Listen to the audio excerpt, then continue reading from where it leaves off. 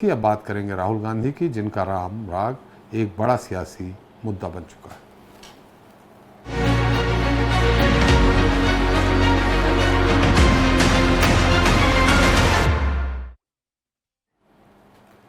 एक समय कांग्रेस में पनपी विचार शून्यता और शॉर्टकट संस्कृति का ही यह नतीजा था कि हिंदू वोट पाने की हड़बड़ी में राजीव गांधी सरकार ने खुद 1989 में राम मंदिर का शिलान्यास कराया था। यानी एजेंडा संघ का और काम कांग्रेस ने किया था। हालांकि उसके बाद भी देश में कांग्रेस को हिंदू वोटों का कोई लाभ नहीं हुआ, लेकिन उस समय उपजी विचार शून्यता आज भी कांग्रेस में विराजमान है। नतीजतन कांग्रेस का सबसे बड़ा चेहरा यानी राहुल गांधी भी धर्म को लेकर जब जब कोई बयान देते हैं तो वो खुद कांग्रेस के लिए गले की हड्डी बन जाता है। और इस बार भी कुछ ऐसा ही हुआ। भगवान राम को लेकर की गई राहुल गांधी की एक टिप्पणी देश में एक बड़ा सियासी मुद्दा बन चुकी है। आज इस पर चर्चा करेंगे, लेकिन एक देख लेते हैं रिपोर्ट के बाद। Mythological figures, Lord Ram was of that type, right? Where he was forgiving, he was compassionate. Mythological figures, Lord Ram was of that type, right? Where he was forgiving, he was compassionate. ये राहुल गांधी का वो बयान है जिसके बाद देश की सियासत फिर गर्मा गई है। राहुल गांधी को बीजेपी ने आड़े हाथों लेकर पूरे कांग्रेस को घेर लिया है। बीजेपी दावा कर रही है कि हिंदू आस्था का मजाक उड़ाना, भगवान राम पर सवाल उठाना और फिर चुनावों के दौरान सनातन के लिए नकली प्यार दिखाना ये बता रहा है कि कांग्रेस खुले तौर पर हिंदू विरोधी है।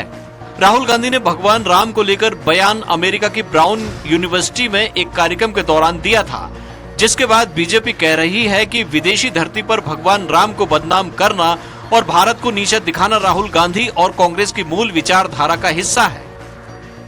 लगातार कांग्रेस भगवान श्री राम के मंदिर, कार सेवक, हर जगह पर कांग्रेस ने लगातार विरोध किया है। राहुल गांधी की प्रवृत्ति हिंदू विरोधी है। प्रभु श्री राम हमारे भगवान है, कोई माइथोलॉजिकल फिगर नहीं। बयान सामने आया है कि प्रभु श्री राम काल्पनिक थे, माइथोलॉजिकल थे।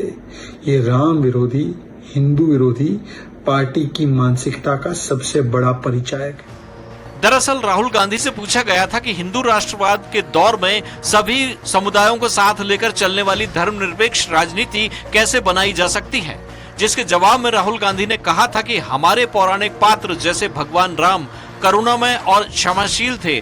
मैं बीजेपी की सोच को हिंदुत्व नहीं मानता। मेरे लिए असली हिंदू विचार बहुलतावादी, सहिष्णु और प्रेम पूर्ण हैं। बहरहाल ये कहना मुश्किल है कि राहुल ने यह बयान सोच समझकर दिया या फिर वो कहना कुछ और चाहते थे लेकिन अर्थ कुछ और निकाला गया। लेकिन एक बात तय है कि राहुल गांधी ने हिंदू धर्म पर बोलकर एक बार फिर कांग्रेस को मुश्किल में डाल दिया है। स्वराज एक्सप्रेस के लिए सोहेल खान की रिपोर्ट।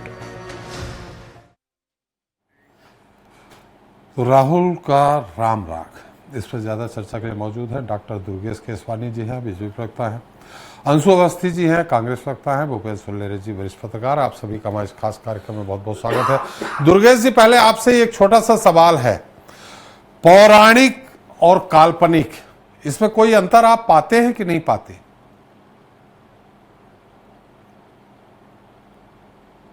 राजनीति में जो शब्दों को बोला जाता है उसका तो और ज्यादा महत्व होता है एसपी साहब जी।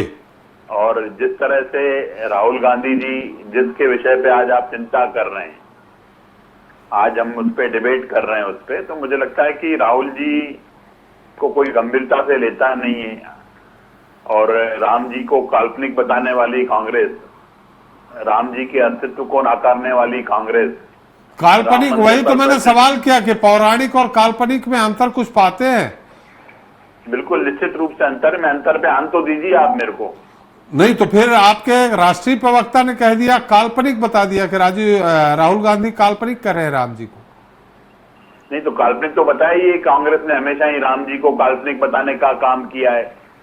आज ये पौराणिक जो चरित्र लेने की बात कर रहे हैं, उससे सीखना पड़ेगा कांग्रेस को।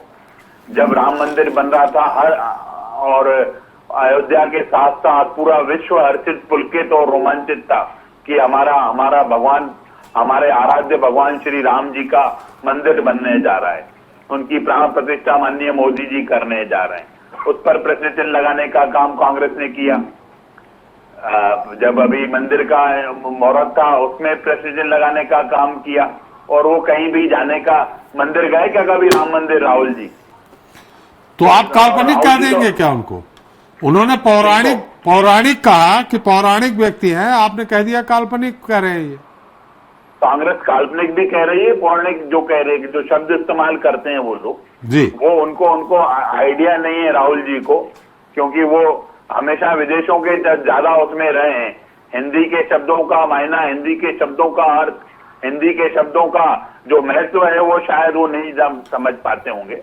पर उन्होंने तो ये तक कहा था कि जो लोग मंदिर जाते हैं वो लड़की छेड़ते हैं, ये उनका ही बयान है। और राहुल गांधी जी खुद को अपने आप को दत्तात्रेय गोत्र का ब्राह्मण बताकर कोर्ट के ऊपर जनेऊ धारण करने का काम करते हैं। ये सब राहुल गांधी करते आए। और कांग्रेस एक विशेष वर्ग की राजनीति करने वाला दल है। उसको न तो भगवान श्री राम से कोई मतलब है, न उनको, वो तो एक विशेष वर्ग की राजनीति करते हैं, उसकी चिंता कांग्रेस करती है। चलिए दुर्गेश जी हमारे साथ कांग्रेस प्रवक्ता अंशु जी वहीं से बैठे हैं जहां आप राम मंदिर की बात कर रहे हैं, राम मंदिर निर्माण की बात कर रहे हैं, यानी उत्तर प्रदेश के उसी स्थान से बैठे हैं। अंशु जी मेरी आवाज आ रही है आपको? बिल्कुल आ रही है। अंशु जी, अभी दुर्गेश केसवानी जी ने अभी कहा, हमने उनसे सवाल भी 2 बार किया कि पौराणिक और काल्पनिक में कोई अंतर है।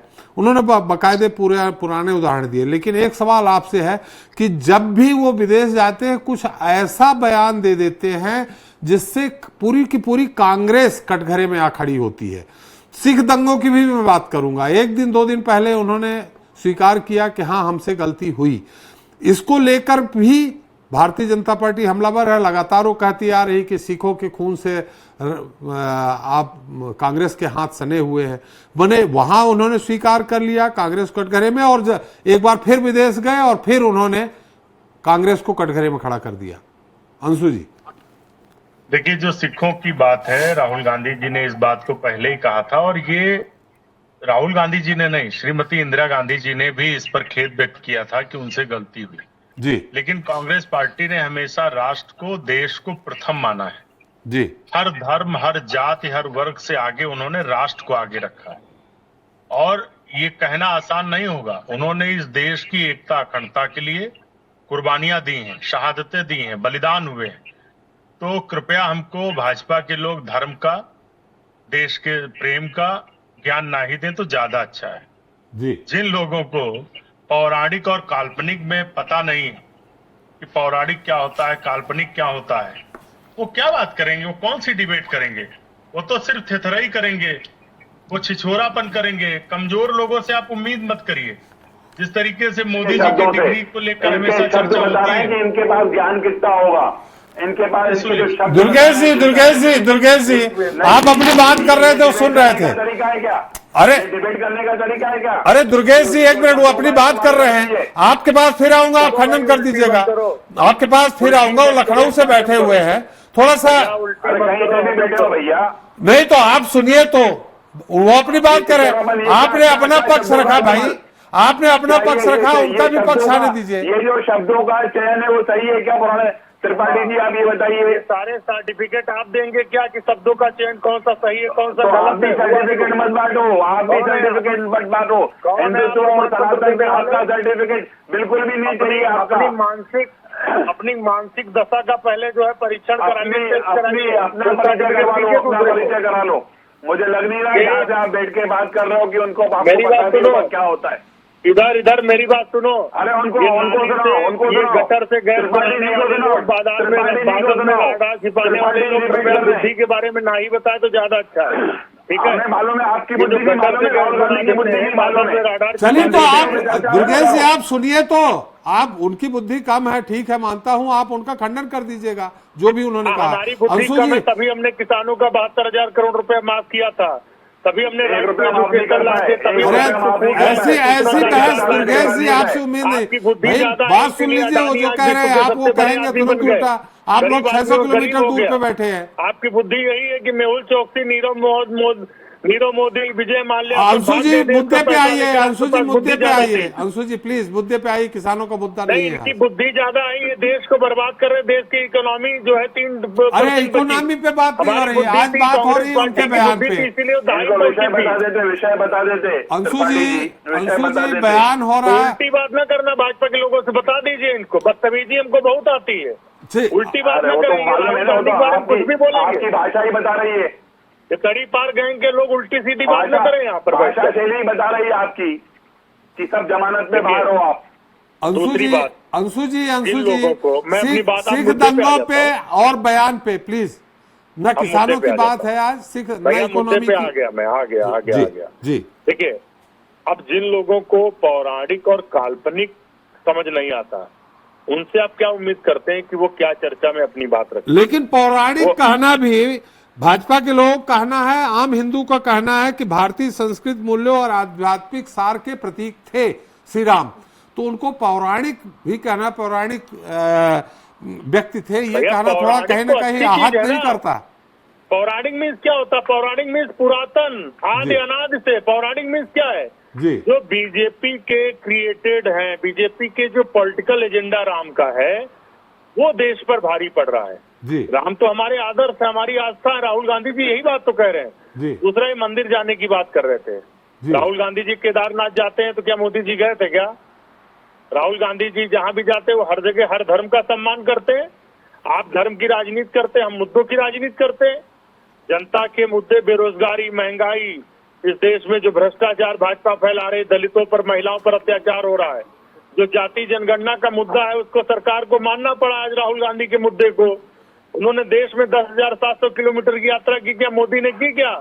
मोटा भाई तो 1 किलोमीटर नहीं चल पाएंगे, उन्होंने 10,700 किलोमीटर चला। अंशु जी यात्रा मुद्दे पे हम सिख दंगों पे स्वीकार किया, इंदिरा जी ने भी स्वीकार किया। हेलो, कांग्रेस को ही कटघरे में खड़ा कर रहे हो। अरे मेरी बात सुनिए जी, जब भगवान राम को वनवास हुआ था 14 साल का, जी, तो उन्होंने भी पद यात्रा की थी। वो अयोध्या से श्रृंगेरपुर गए, वहां से नासिक गए, वहां से चित्रकूट आए, वहां से लंका गए। कितनी बड़ी परिक्रमा की उन्होंने अखंड भारत की। इसी तरीके से राहुल गांधी जी ने भारत जोड़ो यात्रा की। अब भारतीय जनता पार्टी को चिढ़ने, क्योंकि उत्तर प्रदेश की जनता ने इनको हरा दिया। आज इंडिया का जो गठबंधन है उत्तर प्रदेश में 2027 में इनका सुपड़ा साफ करेगा। आज इसीलिए ये तिल मिलाए हुए हैं। हम तो ये कहते हैं कि आप पौराणिक को नहीं समझ पा रहे हो, कोई बात नहीं, कम से कम जनता के मुद्दों को तो समझो। जनता बेरोजगारी परेशान है, दलितों पर भाजपा सरकार में अत्याचार हो रहा है, लगातार उद्योगपति बड़े बड़े होते जा रहे हैं, गरीब गरीब होता जा रहा है। तो विदेश में राहुल जी ये मुद्दा उठाएं जिसपे विवाद ना हो, भगवान राम पे क्यों बोल देते हैं? भगवान राम को लेकर हमेशा हमारा यही कहना रहा है कि भगवान राम मर्यादा पुरुषोत्तम थे जी, और प्रधानमंत्री जी तो सिर्फ एक आदमी के लिए काम कर रहे हैं, सभी जानते हैं किसके लिए काम कर रहे हैं। अब समझ नहीं आता है कौन किसके साथ काम कर रहा है, वो उनके साथ कि वो उनके साथ। तो आज ये भगवान राम की बात कहाँ मानते हैं? ये तो सिर्फ भगवान राम का नाम लेकर राजनीति करते हैं जी। इनसे पूछिए क्या भगवान राम के आदर्श मानते हैं? आज पाकिस्तान हम पर हमला कर रहा, हमारे लोगों को मार रहा है। भगवान राम ने तो लंका पर चढ़ाई कर दी थी।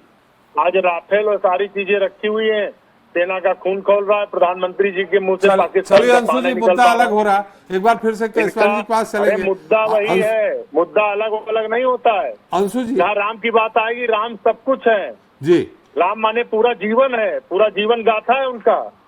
जब राम की बात आएगी उसमें पूरा आदर्श, मर्यादा, प्राण जाए पर वचन न जाए, सब होगा। सिर्फ राम राम करने से क्या होगा? चलिए राम की बात भी माननी पड़ती है। अंशु जी अब आपकी बात आ गई है, हम फिर केसवाल जी के पास चलेंगे, लेकिन भूपेंद्र सुलेरी जी आपकी इस पूरे मुद्दे पे एक टिप्पणी चाहिए, फिर केसवाल जी के पास चले। एक दूसरे के पर्याय हैं, इसको अलग नहीं किया जा सकता। और ये देखिए आप सन 89 बन चुके हैं अभी। हाँ नहीं, आप पुराने काल से भी देखें तो राजनीति हमेशा ही आस्थाओं पे होती है और आस्थाएं ही धर्म से जुड़ी होती हैं और धारणाएं रहती हैं लोगों की।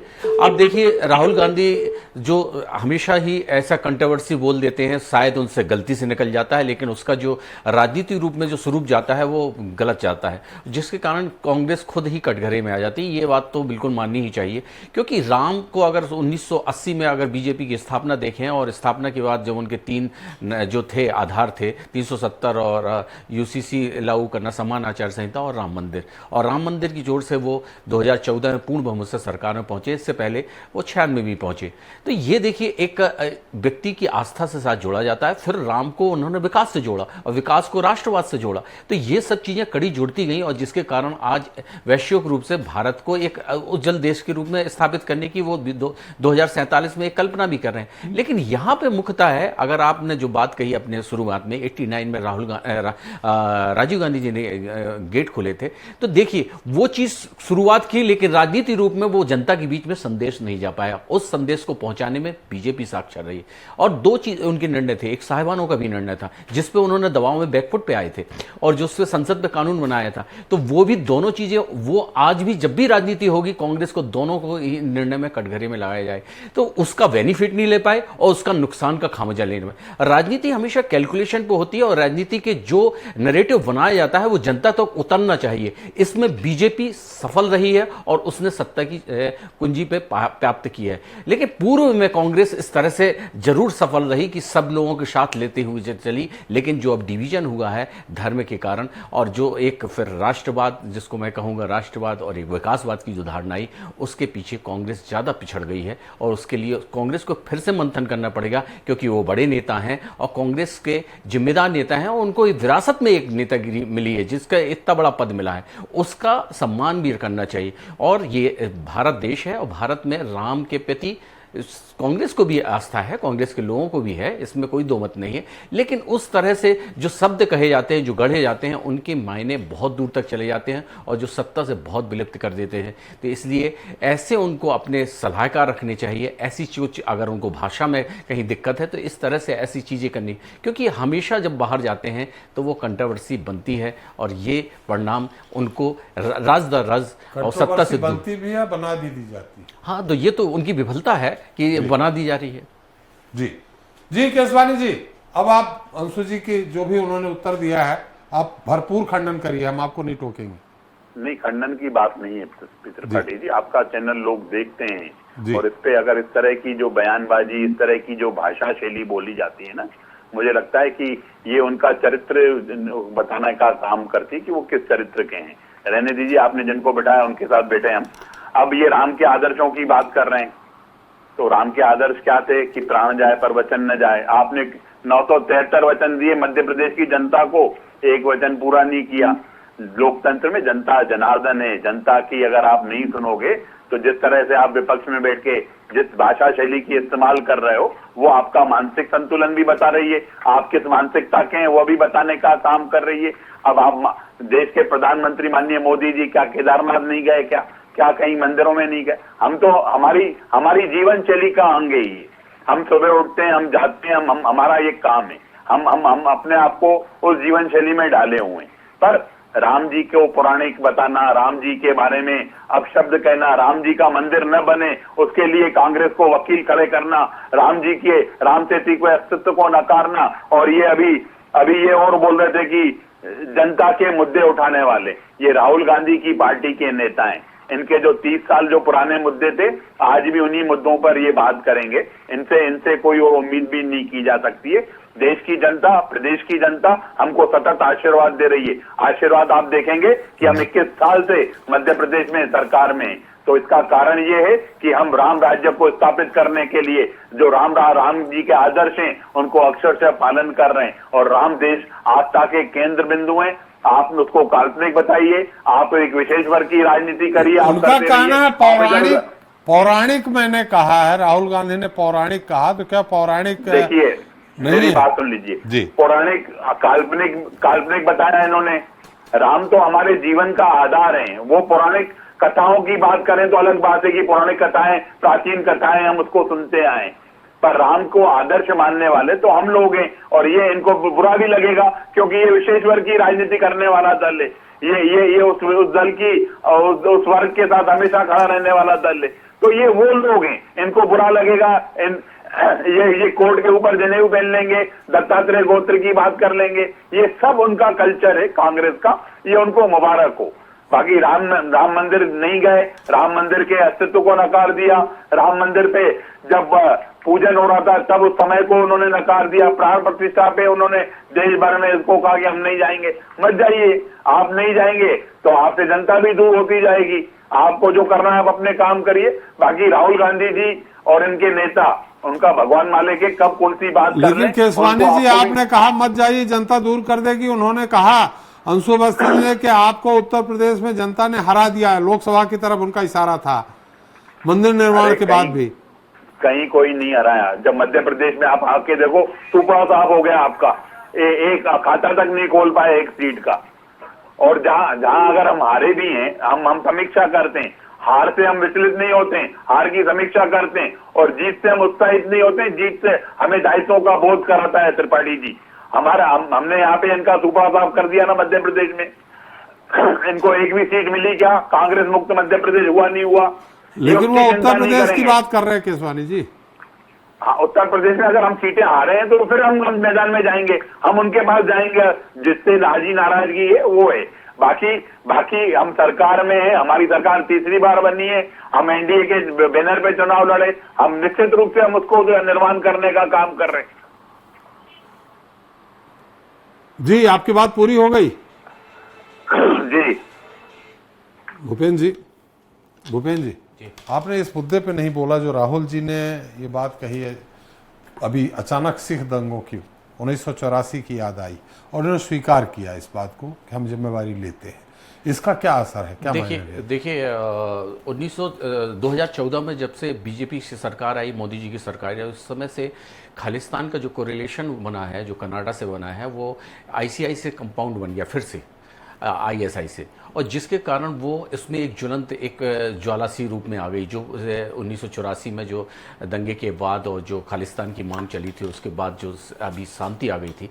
लेकिन आपने देखा होगा कि कनाडा में वो लोग ठक्के हुए, अमेरिका में भी, और उन्होंने पृथक्करण किया सिख से हिंदुओं को, और हिंदुओं के मंदिर भी दोनों जगह, ऑस्ट्रेलिया में भी जहाँ पे उनकी संख्या है उस तरह से।